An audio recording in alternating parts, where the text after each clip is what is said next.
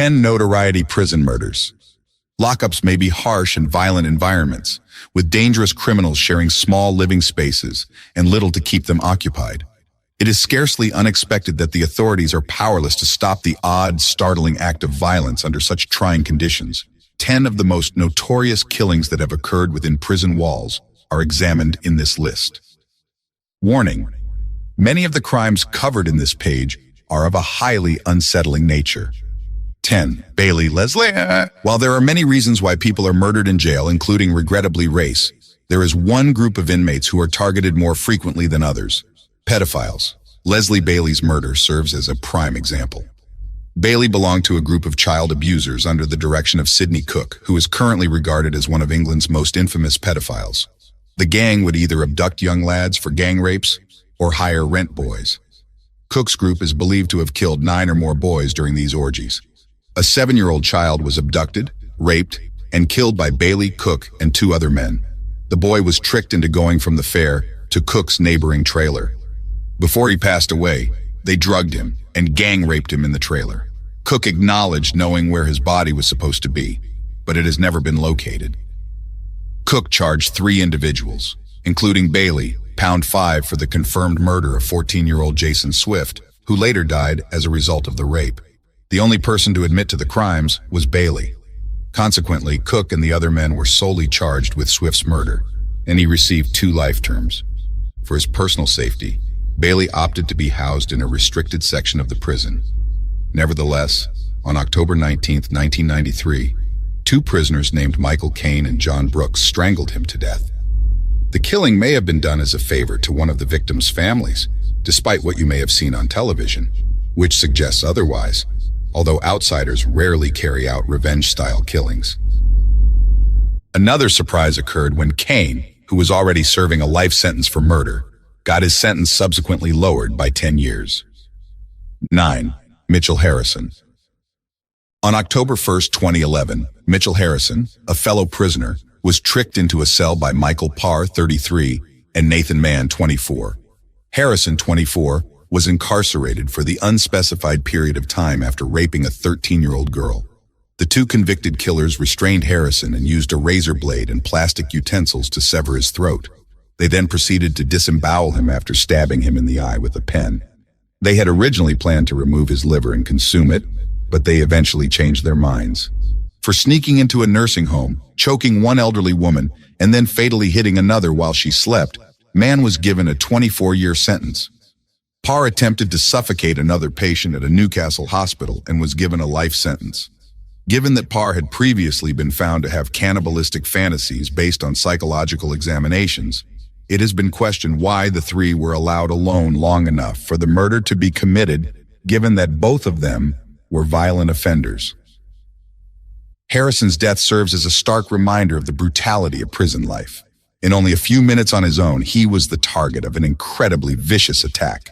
The crime shook England and garnered international attention. 8. Charles Schmid.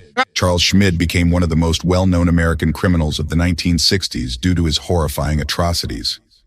His narrative served as the inspiration for Jack Ketchum's The Lost and a well-known short story by Joyce Carol Oates.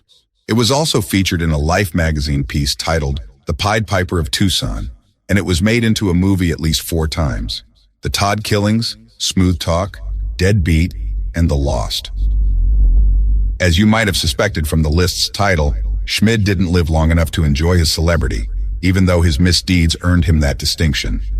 Schmid was a well-to-do, well-liked, and charming 22-year-old Tucson, Arizona resident in 1964. He was a short man who tried to make himself appear taller by wearing smashed beer cans and newspaper-padded cowboy boots. To further resemble Elvis, he painted a mole on his face, stretched his lip with a clothespin, and applied pancake makeup. Despite his strange appearance, Schmid had a lot of girlfriends who would do anything for him, and he had a fascinating charisma to go along with his outlandish flair. Aline Rowe was enticed to the desert on May 31, 1964, by Schmid, one of his girlfriends and a buddy. Rowe was 15 years old. Before the 3 buried her, Schmid sexually assaulted her and killed her with a jagged rock there. Schmid just wanted to kill someone to experience what it feels like. Schmid ultimately told Gretchen Fritz, another lover, about the crime, but his friend and girlfriend continued to keep it a secret. Fritz threatened to call the police if Schmid left her, using the knowledge to blackmail him. Schmid killed the 15-year-old by strangulation, and she later did the same to her 13-year-old sister, Wendy. Richie Bruns, another friend, was subsequently enlisted by Schmid to assist him in disposing of the dead. By now, the police and the Tucson Mafia suspected Schmid of being involved in the deaths, but they were unable to find any evidence until Richie, fearing that his girlfriend would be the next to go, admitted to his involvement in the crimes. Schmid received a death sentence during his trial, which attracted a lot of media attention. However, the penalty was ultimately changed to life in prison. Schmid attempted 3 times to flee during the next 5 years, but was unsuccessful each time. Even still, he continued to be conceited and often irritated his fellow inmates, especially because he didn't have his cowboy boots to make him appear taller. On March 20th, 1970, 2 other prisoners brutally battered and 20 times stabbed Schmid. He died 10 days later, having lost an eye and a kidney. Schmid may have achieved some celebrity status as a result of his illegal activities, but many believe that the 3 innocent girls he killed was a fitting finish for him. 7. Roch Thériault. For good cause, Roch Thériault is among the most notorious villains in Canadian history. His atrocities were appalling even in comparison to those of the other people on this list. Though brilliant and deeply devout, Thériault had dropped out of the 7th grade. He formed a cult of about 40 individuals in the 1970s and dubbed them the Anthill Kids. Using the women as concubines, Thériault pregnant several of them, giving birth to a total of 26 children. He insisted that his followers submit to him without inquiry. As a sign of their devotion, some disciples were made to use wire cutters to amputate their own fingers. When Thériault's 2-year-old son Samuel died from a botched circumcision and a beating, he was first given a 2-year prison sentence. After that, he forced Guy Vere, a member of the cult, to consent to being castrated by Thériault himself, blaming him for the death. When Thériault abandoned one of his own infants outside during a blizzard, he committed his 2nd murder. Solange Boilard, one of his concubines, who complained of stomach pains, was the victim of his 3rd murder. Thériault attempted to administer an enema by forcing a plastic tube into her rectum, but instead he used his bare hands to cut open her stomach and remove her intestines. Then he had Gabrielle Lavallee, another member, sew her up. Next day, Boilard passed away. Unfortunately, it didn't end there. He gave a student the task of drilling a hole in Boilard's head while claiming to have the ability to rise from the dead. He then ejaculated into the hole. Thériault committed numerous massacres, but his crimes remained undiscovered until Gabrielle Lavallee fled the commune and later returned in 1989. She lost 8 of her teeth as a result of her escape. Then Thériault stabbed her in the hand, holding her against a table until he severed her arm. Lavallee ultimately went to the police after being tortured for years. Later that year, Thériault was apprehended and found guilty. Thériault, then 63, was attacked in 2011 by his cellmate Matthew Gerard MacDonald, who was 60 years old. Because of the terrible things that Thériault had done, particularly with regard to women and children, MacDonald detested him greatly. After giving Thériault a neck stab, he brought the knife to the prison guards and admitted the act right away. He was sentenced to another life in prison. 6. Loeb Richard. Richard Loeb was a bright young man who got accepted to the University of Chicago at the age of 14. There he met the charming Nathan Leopold, a former child prodigy who was considerably younger than the other university students. They are believed to have been lovers because of how soon they became inseparable. Loeb and Leopold were both fixated on carrying out the ideal crime. They made the decision to execute it on May 21, 1924, when Loeb was 18 and Leopold was 19. After searching for a victim for a while, the two decided to abduct Bobby Franks, Loeb's 14-year-old neighbor, and hit him over the head with a chisel. Following that, they disposed of the body and gave Frank's parents a ransom note. Frank's parents had already called the police. It turns out that the perfect crime was not that perfect after all. After being taken into custody, the two turned on one another, accusing the other of being the mastermind of the crime. They were both sentenced to life in prison for murder and an extra 99 years for kidnapping on September 24, 1924. The two finally became together against the authorities' orders to keep them apart while they were in prison. They established a school within the prison in 1932 and started instructing other prisoners. Then, on January 28, 1936, Loeb was cut 50 times with a straight razor while being attacked in the shower by James E. Day, his cellmate. Day stated that Loeb made a move at him, which started the attack. However, since Loeb's throat was cut from the back, many have questioned this account. Leopold cleaned his best friend's body of blood. He was granted parole in 1958 and relocated to Puerto Rico. At the age of 66, he passed away from a heart attack in 1971. Alfred Hitchcock's 1948 masterpiece, Rope, drew inspiration from the Leopold and Loeb case. 5. Mack Rocrast. Rocrast Mack was taken into custody in 2009 after he sold an undercover police officer $10 worth of crack.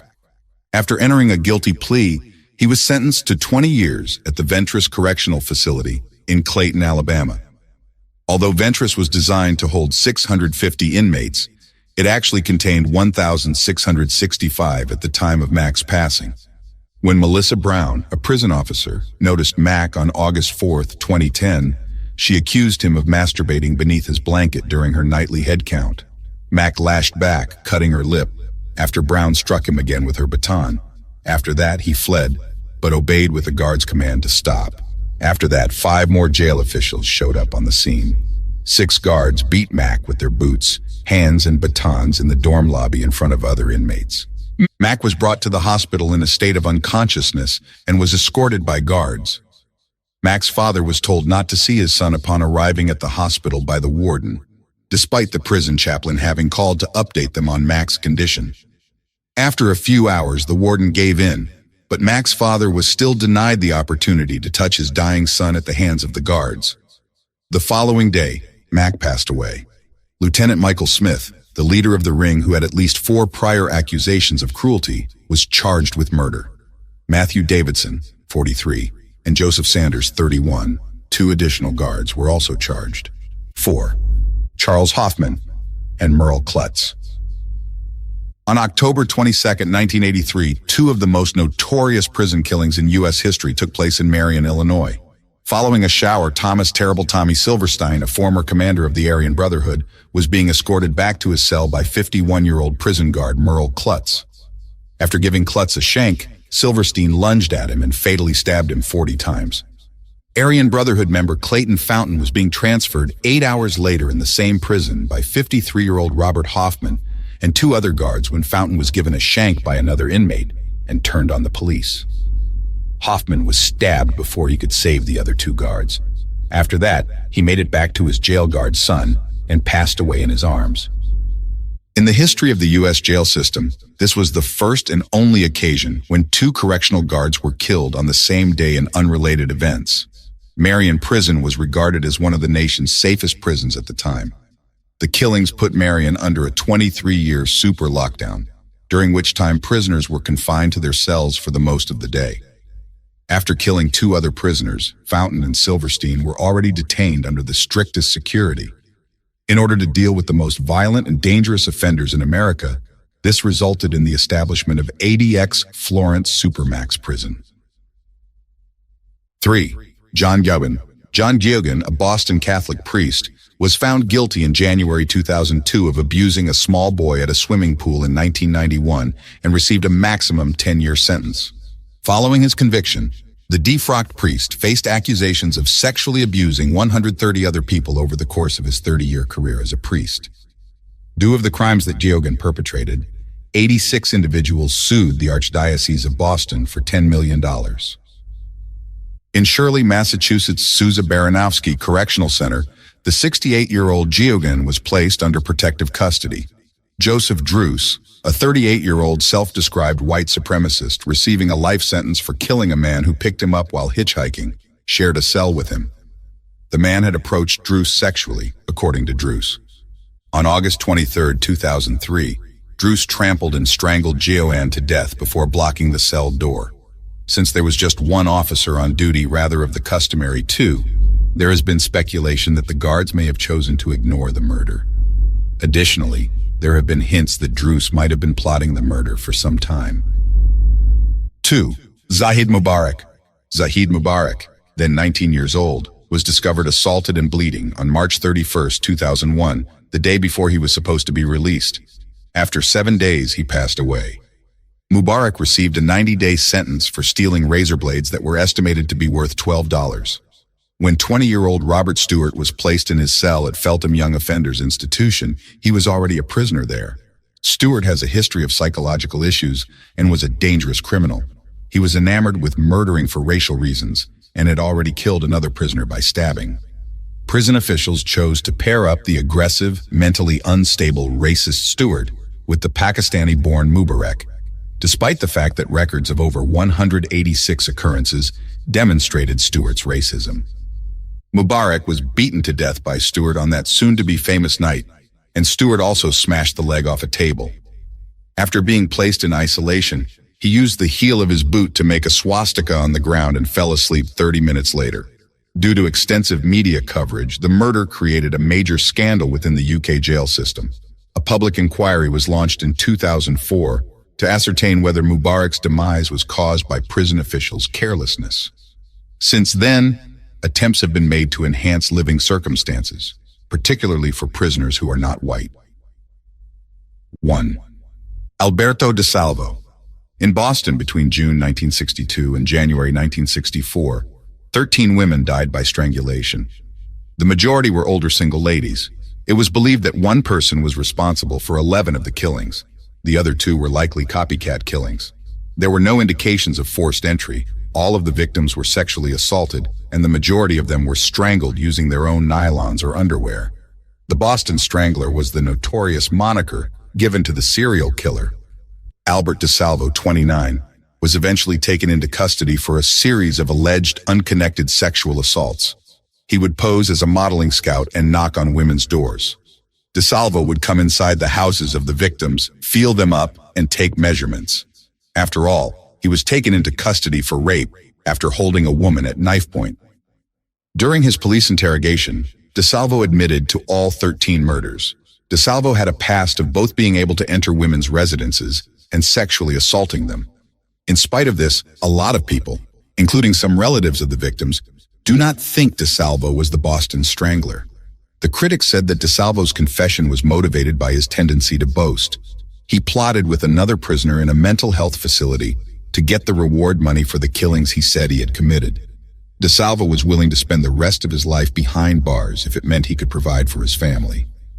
DeSalvo was eager to discuss the Boston Strangler case with his doctor on November 25, 1973. DeSalvo was fatally stabbed that evening, but they were scheduled to meet the following morning. Owing to the hospital's high security, there have been rumors that staff members and prisoners planned the murder. DeSalvo was never put on trial in the Boston Strangler case because there was insufficient tangible evidence. The arrest of DeSalvo resulted in an end to the murders. Semen found on one of the victims was almost probably his, according to a 2013 DNA test. Plus, Dahmer Jeffrey. The serial killer Jeffrey Dahmer gained notoriety for his acts of necrophilia, cannibalism, and rape. He was found guilty on 15 charges of murder after killing 17 men and boys. He was also given 15 life sentences, which he served at the Columbia Correctional Institution in Portage, Wisconsin. On November 28, 1994, while 34-year-old Dahmer and 2 other convicted killers, Jesse Anderson, 37, and Christopher Scarver, 25, were cleaning a prison restroom, Scarver attacked Dahmer and Anderson with a broken broomstick. Dahmer suffered severe brain injuries and passed away soon after. 2 days later, Anderson passed away. Scarver asserted that Dahmer's murder was mandated by God. 2 more life sentences were imposed against him.